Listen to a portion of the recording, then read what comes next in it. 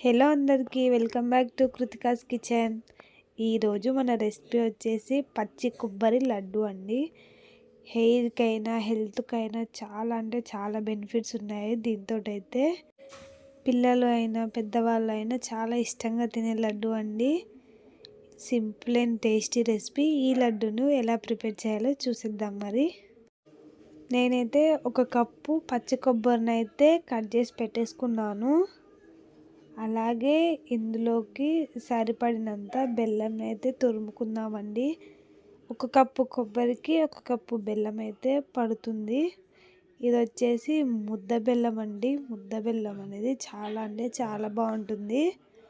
అలాగే 3 ఇలాచీలను అయితే పౌడర్ చేసి అయితే పెట్టేసుకుందాము. మనం ముందుగా కట్ చేసి పెట్టుకున్న పచ్చి కొబ్బరి ముక్కలను అయితే మిక్సీ జార్లోకి వేసుకొని ఇందులో కొద్దిగంత వాటర్ అయితే పోసుకొని చక్కగా అంతా కూడా గ్రైండ్ చేసుకుందాము. చూస్తున్నారు కదా, ఈ విధంగా అయితే గ్రైండ్ చేసుకొని ఒక స్ట్రైనర్ తీసుకొని పచ్చి కొబ్బరిలో ఉన్న పాలనంతా కూడా సపరేట్ చేసుకుందామండి. ఇలాగంతా కూడా స్ట్రైనర్లోకి అయితే పోసుకొని గరిటె సహాయంతో కలుపుకుంటూ కొబ్బరిలో నుంచి పాలనైతే సపరేట్ చేసుకుందామండి. ఈ పాలను కూడా వేస్ట్ చేయకుండా ఈ పాలతో కూడా మరొక రెసిపీ అయితే చేసుకోవచ్చండి. ఆ రెసిపీ నెక్స్ట్ వీడియోలో అయితే పోస్ట్ చేస్తాను. ఇలాగంతా కూడా పక్కకైతే పెట్టేసుకుందాము. స్ట్రైన్ చేసుకొని మనం ముందుగా తరిగి పెట్టుకున్న బెల్లంని అయితే ప్యాన్లోకి వేసుకొని కొద్దిగంత వాటర్ పోసుకొని ఉండలు లేకుండా అయితే చక్కగా కరిగించేసుకుందాము. చూస్తున్నారు కదండి, ఈ విధంగా అంతా కూడా కలిపేసుకొని కొద్దిగంత తీగపాకం అయితే వచ్చేలాగైతే కరిగించేసుకోవాలి. మనం ముందుగా వడగట్టుకున్న కొబ్బరిని అయితే ఇందులోకి వేసుకొని చక్కగా అంతా కూడా దగ్గరికి అయితే ఉడికించుకుందాము.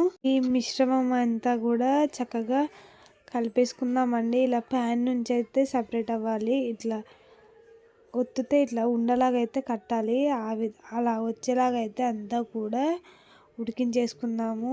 ఉడికించేసుకున్న తర్వాత చూస్తున్నారు కదండి, ఒక ప్లేట్ అయితే తీసుకొని అందులో నెయ్యి అప్లై చేసుకొని ఇలాగైతే పెట్టుకొని ఇలా కేక్ లాగైతే కట్ చేసుకుందాము. మీ ఇష్టం అండి, ఇలాగైనా చేసుకోవచ్చు, ఉండల్లా కూడా కట్టుకోవచ్చు.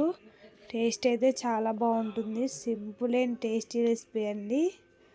హెల్త్కు చాలా మంచిది. పిల్లలైనా పెద్దవాళ్ళైనా చాలా ఇష్టంగా తింటారండి. రెసిపీ మీకు ఖచ్చితంగా నచ్చుతుందని అయితే అనుకుంటున్నాను.